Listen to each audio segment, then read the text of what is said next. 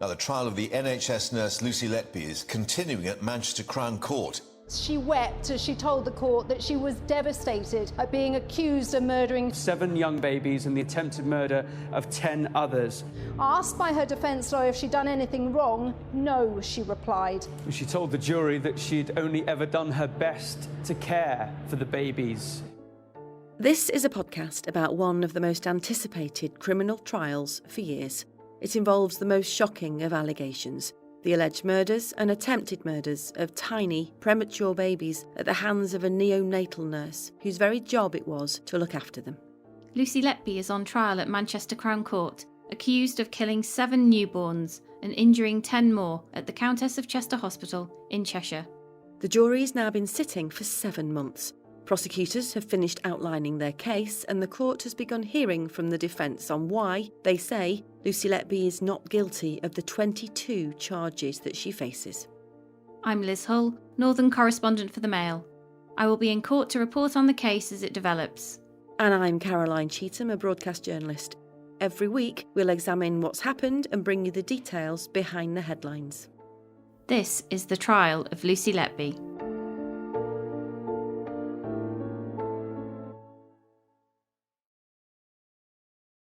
So Lucy Letby spent almost 5 full days in the witness box giving her evidence in chief to her barrister Ben Myers KC. But by Wednesday it was the turn of Nick Johnson KC to get to his feet again and start questioning her on behalf of the prosecution. Regular listeners will know that the babies in this trial are not being named for legal reasons, and the identities of their families are also being protected, so we're calling them babies A to Q. This podcast will go further than the headlines and news reports, but at times you might wonder why we aren't bringing you more details. That's because we can only tell you what the jury have heard, and that's to preserve the integrity of a fair trial. 7 of the babies died, 10 survived. Every one of these babies was or is someone's son or daughter, and the mums, dads and families of every baby are present in court, listening to every detail of how their child was allegedly killed or harmed. In this episode, we'll hear that Lucy Letby believes a group of consultants conspired to blame her for the babies' deaths, to cover up for hospital failings. She'll also say staffing shortages and the mistakes of colleagues contributed to collapses and deaths. And doctors and nurses who've given evidence about seeing her beside the babies' cots. Or witnessed unusual rashes on the alleged victims. Or left her in charge of newborns when they were on a break. Are all mistaken or lying. Welcome to episode 35, The Gang of 4.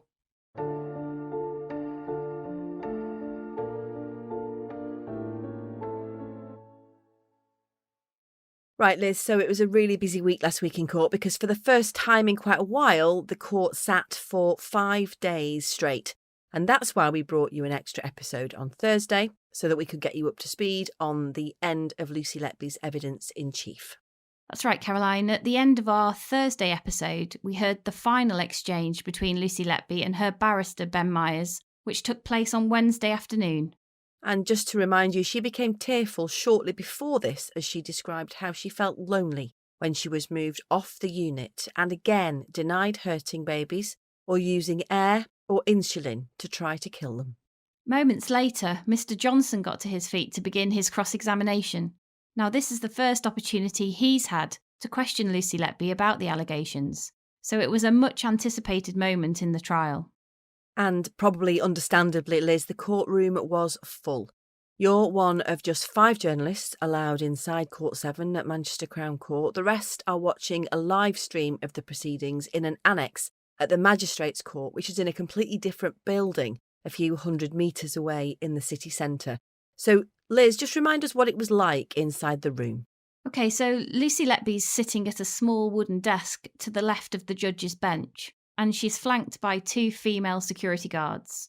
Mr. Justice Goss is sitting slightly higher up on that bench to her right-hand side, and directly opposite her are the 8 women and 4 men who make up the jury. She's facing questions from Mr. Johnson, who's diagonally to her left, and behind her in the public gallery are sitting her parents and a friend. On the other side of the public gallery are the parents of some of the babies and the police officers who are supporting them, and I'm sitting right in front of them with 4 other members of the media. The court artists were also in court again for this moment, and we can share one of their drawings of the scene on our Twitter feed. So bearing in mind Lucy Letby had been tearful at the end of her questioning with Mr. Myers, you could hear a pin drop in the room as Mr. Johnson stood up and posed his first question. Any reason why you cry when you talk about yourself and do not cry when you talk about the dead and seriously injured children? I have cried when talking about some of the babies. That's your answer, is it? Mr. Johnson then presented her with a paper copy of her defence statement.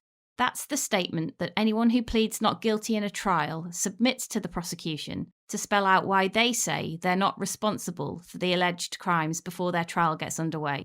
And he began by asking her if she'd said anything in her evidence to the jury so far that she wished to correct or to change. And this became a running theme of his cross-examination. You started your evidence on the 2nd of May, which is a long time ago now. Is there anything you said that you've since thought about and that you would like to change? No. At the start of each session, Mr. Johnson asked her a question like this, before taking her to what he says are contradictions between what she's told the jury and what she told the police in her interviews and what she said in her defence statement. And he gave an example. He reminded her of what she said last week in relation to baby Kay. She's the very premature baby girl that Lucy Letby is accused of attempting to murder by dislodging her breathing tube in February 2016. Dr. Ravi Jairam gave evidence that he believed he interrupted Lucy Letby mid-attack because he found her standing at the baby's cot side doing nothing while she collapsed. Mr. Johnson said that nowhere, not in Lucy Letby's defence statement or police interviews, had she disputed being in the nursery with baby Kay until last week, when she told the jury she'd been feeding and changing the nappy of another baby in a different room. You might remember that she said she didn't remember a conversation with Dr. Jairam on that night shift at all. Did you in your police interviews ever suggest Dr. Ravi Jairam is a liar who was inventing seeing you standing over baby Kay on February the 17th? I've never accepted in my police interview what Dr. Jairam said actually happened. I'm suggesting to you that the first time you said Dr. Jairam is making it up was yesterday. I don't think I said yesterday he was making it up. You said you were never standing over baby Kay, so it follows that you're saying Dr. Jairam has deliberately misled this jury? Yes. So when was the first time you said that, Lucy Letby? If I'm accepting what you say, it was yesterday. I can't say without going through everything I've ever said. I'm going to suggest to you, for your consideration, that when Dr. Jairam was cross-examined by Mr. Myers, that suggestion was never made. Do you accept or reject that? I can't recall the specific questions asked at that time. No, but you remember the gist of the questions, don't you? Yes. Was Mr. Myers suggesting to Dr. Jairam that he never saw you standing over baby Kay? I can't comment on that. Can't or won't? It's very difficult to recall everything everyone has said during a 7-month trial. It is, and in due course I will remind you. Don't worry, Lucy Letby. I'm suggesting to you you're lying now, claiming that you don't remember. No, I'm not lying.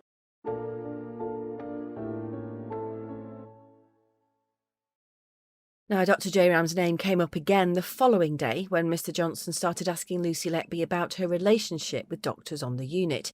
He began by listing 19 of them, and she insisted she had a normal working relationship with them all. When he got to Dr. A, the doctor her colleagues teased her about flirting with, Mr. Johnson asked her directly. Were you in love with him?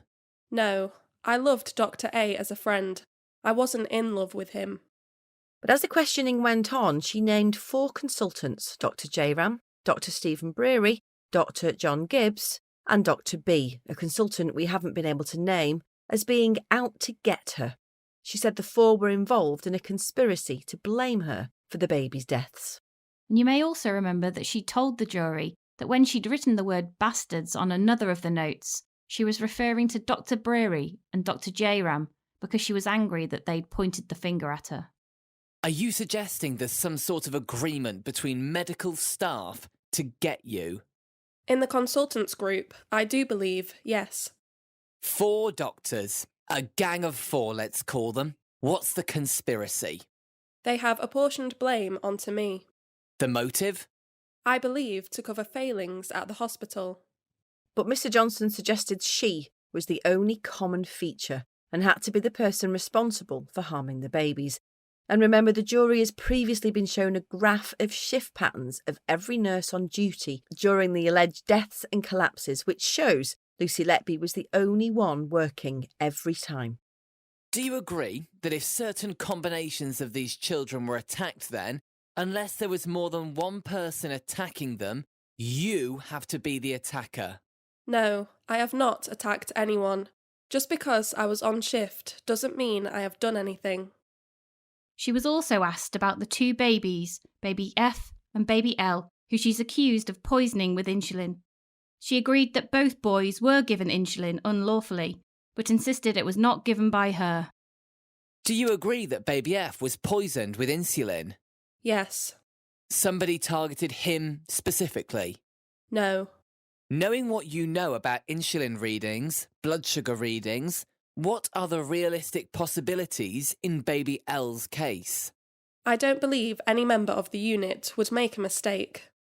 Mistake is not an option? Yes. Deliberate poisoning, but not you.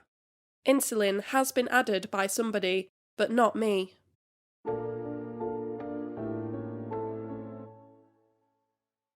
Mr. Johnson also asked her about the 257 nursing handover sheets that police found at her home in Chester and at her parents' home when they were searched.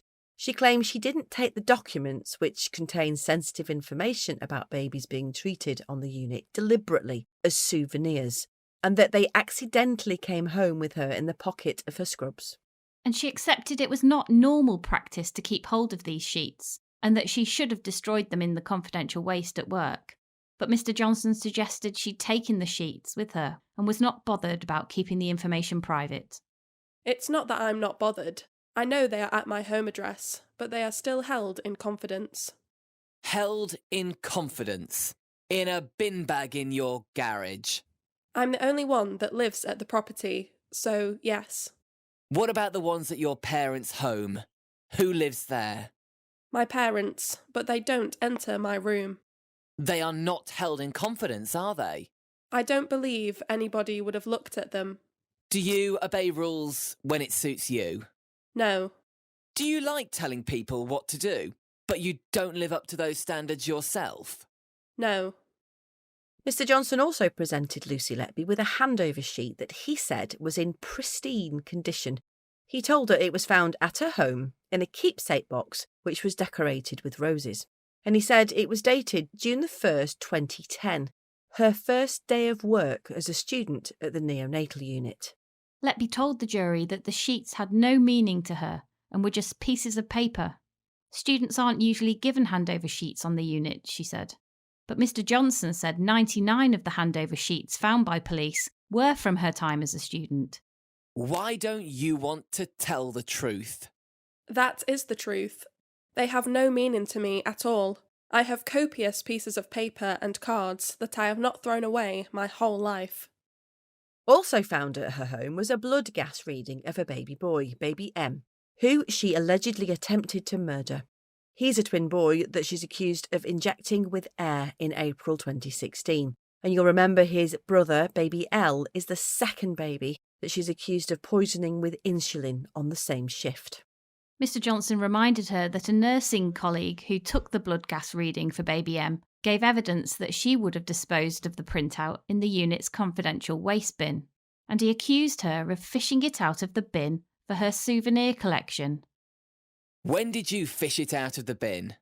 I never fished anything out of the confidential bin. How did you get it? I can't recall specifically. It was for your little collection, wasn't it, Lucy Letby? No. Mr. Johnson also asked her about the sympathy card she sent to the parents of baby I. You'll remember a photo of the card was found on her mobile phone. She's accused of trying to kill baby I 3 times before succeeding on the 4th attempt by injecting her with air in October 2015. The jury's been told she took the picture at 4:30 in the morning while on the unit during a night shift, before passing it on to colleagues who were attending the child's funeral that day. You took a picture of a card addressed to the parents of a child who died in dreadful circumstances at the place where she died. The place is insignificant.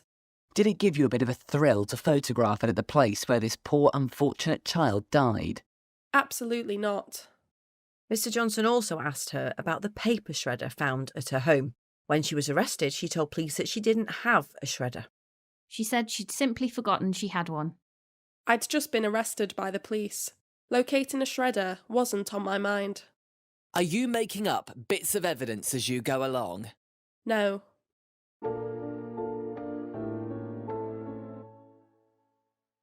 So on the second day of Lucy Letby's cross-examination, Mr. Johnson turned his attention to the specific allegations on the charge sheet, and he began with baby A, the first twin boy that she's accused of murdering in June 2015, by injecting him with air. She told Mr. Johnson that staffing shortages were partly to blame for baby A's collapse, because there had been a 4-hour delay in getting him the fluids he needed. She accepted that she'd been checking equipment by his cot when he collapsed, but claimed it was nurse Mel Taylor who set up his drip 15 minutes earlier. And she said she hadn't seen an unusual rash on his body, like the one described in evidence by other doctors involved in the failed resuscitation. Mr. Johnson reminded her that Dr. Andreas Marnarides, the expert pathologist who gave evidence, told the jury he found evidence in the records of an air bubble in baby A's lung and brain.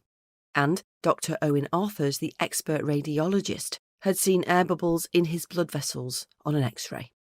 Did you inject that into baby A? No. Mr. Johnson then started asking her questions about baby A's twin sister, baby B.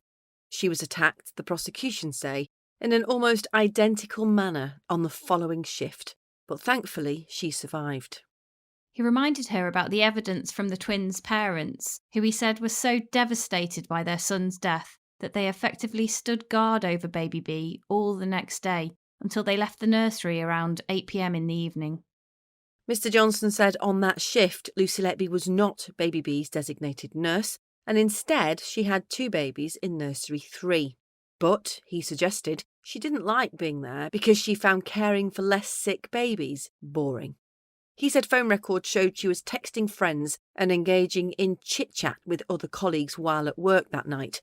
This, he said, also supported evidence the jury have heard from another nurse that she found being in nurseries 3 and 4 tedious and would often migrate back towards intensive care to the more poorly children. But Lucy Letby denied this. She said she'd never described any of her work as boring and insisted it was accepted that nurses used their phones in non-clinical areas on the unit. She agreed she was in nursery 1 at times helping baby B's designated nurse, who was a much more experienced nurse who we can't name. She accepted she helped her colleague to set up a bag of IV feed just after midnight and also helped to perform routine observations and a blood gas test shortly before baby B's collapse. But she disputed that her colleague was out of the nursery preparing medication for another baby when baby B collapsed and Lucy Letby called for help. Here's a recap of what the colleague said, which we played back in episode 4. Lucy Letby said she's not breathing and asked me to go and help. She suddenly looked very ill. She looks like her brother had done the night before.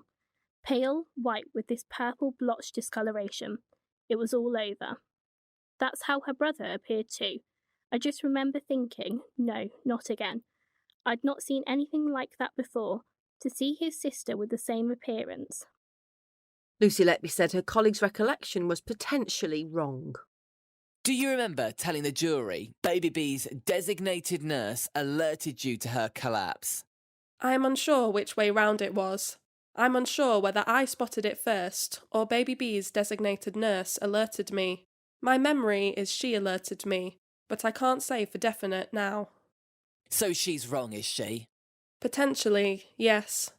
You injected baby B with air, didn't you? No, I didn't. She accepted her colleague had decades more experience of premature babies than she did. But she claimed her colleague had been mistaken about the rash on baby B's body and insisted the discoloration was simply like general mottling, sometimes observed on neonates. And she insisted she hadn't sabotaged the twins' care. Do you accept air was put into the IV lines of both children babies A and B? No. Or either of them? No. Do you accept you had the opportunity to have access to the IV lines of both babies just before they collapsed? Yes, but I didn't access the lines.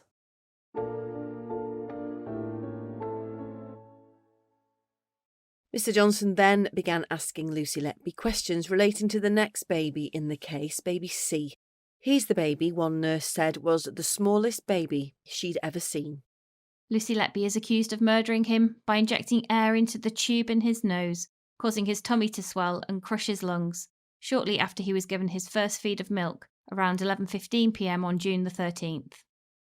Nurse Sophie Ellis, who was baby C's allocated nurse, gave evidence that Lucy Letby was near to his cot in nursery 1 when he collapsed. But Lucy Letby denied this. She said she'd no memory of being in nursery 1 and said she was only called to help afterwards because she had another baby in a different room. Mr. Johnson reminded the jury that Lucy Letby should have been in nursery 3 that evening, because the shift leader had allocated her a baby in there that was showing signs of respiratory distress, and she wanted her to keep a close eye on him. He also highlighted text messages that she'd sent to colleague Jennifer Jones-Key, who wasn't on duty, in which she spoke about wanting to be in nursery 1 that night to get the image of baby A's death 6 days earlier out of her head. Here's that text exchange that we played back in episode 3. It starts with Jennifer Jones-Key. You okay? Kiss. I just keep thinking about Monday. Feel like I need to be in one to overcome it. You need a full-on break from ICU. You have to let it go or it'll eat you up. I just feel I need to be in one to get the image out of my head. To be in 3 is eating me up. All I can see is him in 1. It probably sounds odd, but it's how I feel. It sounds very odd, and I'll be complete opposite. Well, that's how I feel. You don't expect people to understand, but I know how I feel and how I have dealt with it before. I voiced that, so can't do any more, but people should respect that. I think they do respect it, but also trying to help you. Why don't you go in 1 for a bit? Yeah, I have done a couple of meds in 1. I'll be fine. Forget I said anything. I'll be fine. It's part of the job, but just don't feel like there is much team spirit tonight.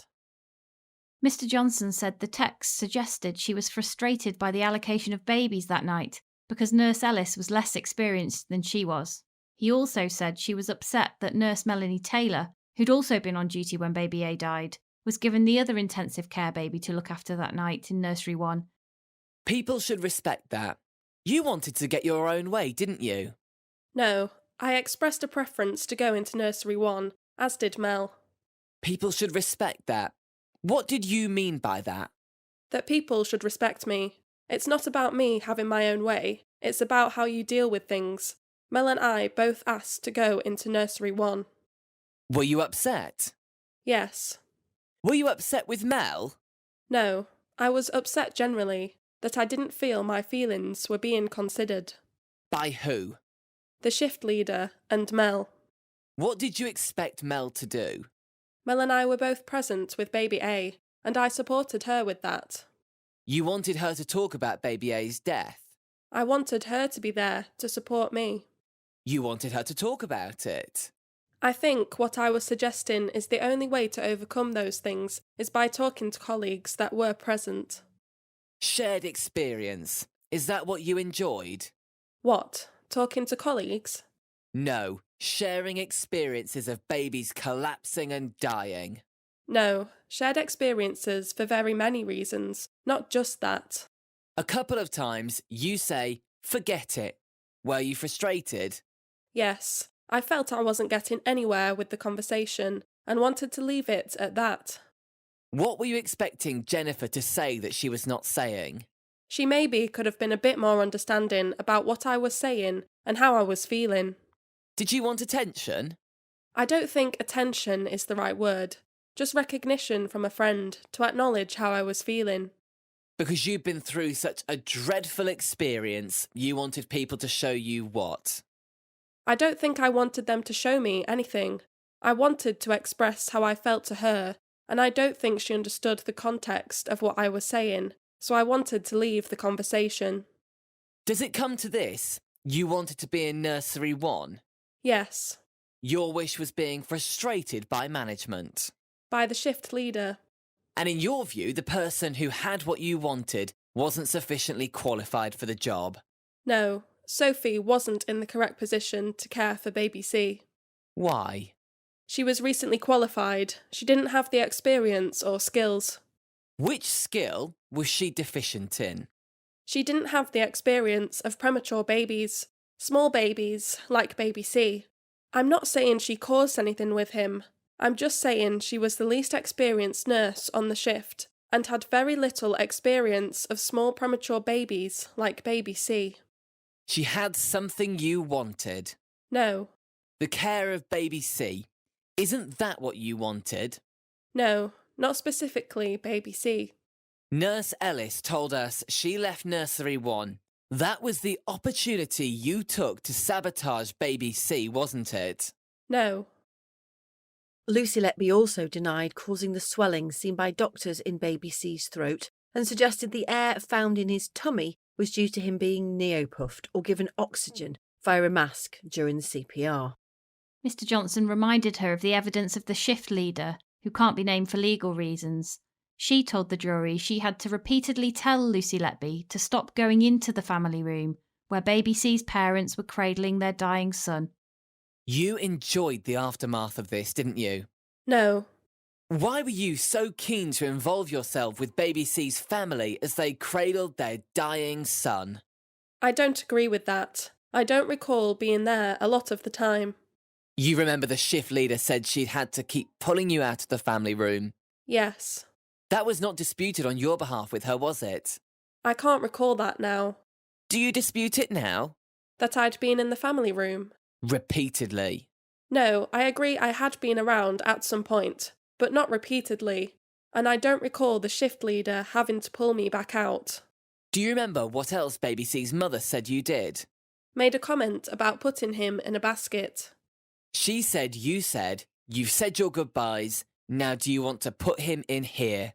Are you disputing that now, even though it was agreed evidence?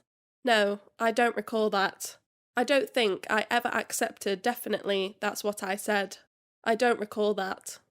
You were enjoying what was going on, weren't you, Lucy Letby? No.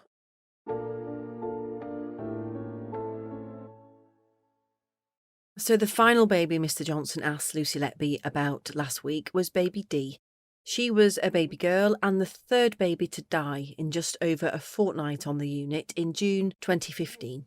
And you may remember baby D is the only baby in the case who was born full term. She was a healthy weight, almost 7 pounds, and was only in the unit because the hospital made a mistake and didn't give her mother antibiotics after her waters broke. She was eventually born after a prolonged 60-hour labour.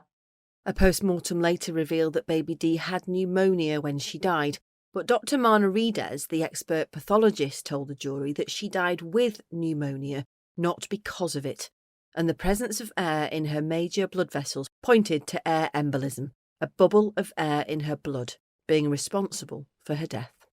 Baby D's mum and dad wept in court as Lucy Letby insisted she didn't remember much about their daughter when she was interviewed by police in July 2018, 2 years after she died. On the night of her death, baby D was being looked after in Nursery 1 by nurse Caroline Oakley. Lucy Letby also had 2 babies in Nursery 1, and it's the prosecution case that she attacked baby D twice, causing her to collapse and die while nurse Oakley was on her break. She accepted that she had set up a drip for baby D with nurse Oakley and agreed it looked like her writing on a blood gas chart minutes before the collapse. She denied deliberately failing to sign the blood gas record or falsifying other medical notes to make it look like she was doing something else when baby D stopped breathing. And she said she didn't know for certain if she was alone and babysitting baby D for nurse Oakley at that time. Did you take the opportunity while Caroline was absent to sabotage baby D? No. When the alarms went off, you were there, weren't you? I do not recall. I'm suggesting you were babysitting baby D. You had, as a matter of fact, been in Nursery 1 throughout. I can't comment on that. I don't know for certain. The entry in the fluid balance chart for your allocated baby Were you really doing that as baby D collapsed, or have you tried to make the paperwork look like you were doing something else while she collapsed? No, I've never falsified any paperwork. Ever? No. Lucy Letby agreed the note suggested she was giving medication to baby D with Nurse Oakley prior to her second and third collapses at 3 and 3:35 in the morning, and Mr Johnson reminded her about the evidence of the nurses on duty and the evidence of the doctors, who all described an unusual purple rash on baby D's body after she collapsed. Lucy Letby accepted they were not mistaken about witnessing the rash, but said she thought it looked like a rash sometimes associated with meningitis. Mr Johnson asked her what she thought caused baby D's collapse. Is it your case that staffing levels contributed to baby D's death? No. Is it your case medical competence contributed? Yes, I believe she didn't have appropriate treatment at the start of her life. The delay in antibiotics? That may have had an impact, yes. They do not guard against air embolus, do they, antibiotics?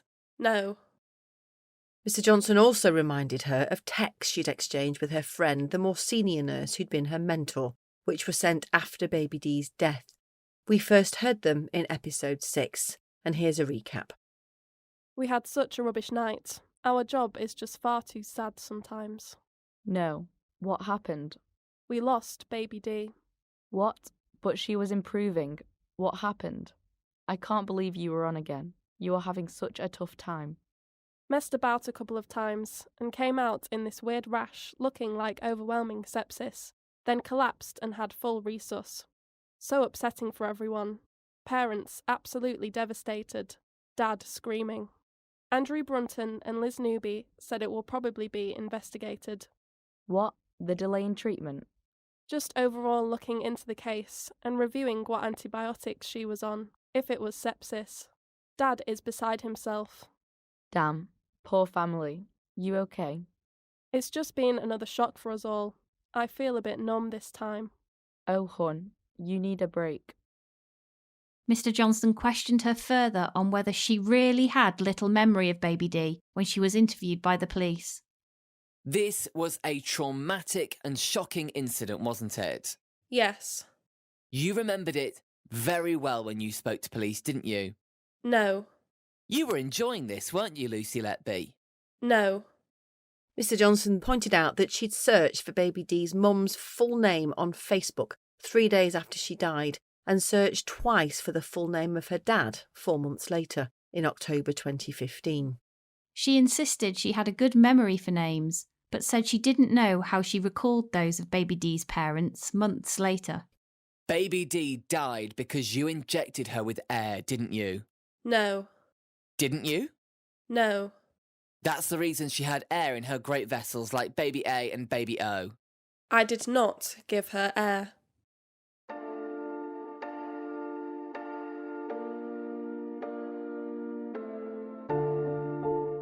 So that's it for episode 35. The court isn't sitting today or tomorrow, but Mr Johnson will continue his cross-examination of Lucy Letby on Wednesday. I'll be in court to listen to the evidence, and you can read my reports in the Mail and on Mail Plus. You can also follow me on Twitter @LizHull.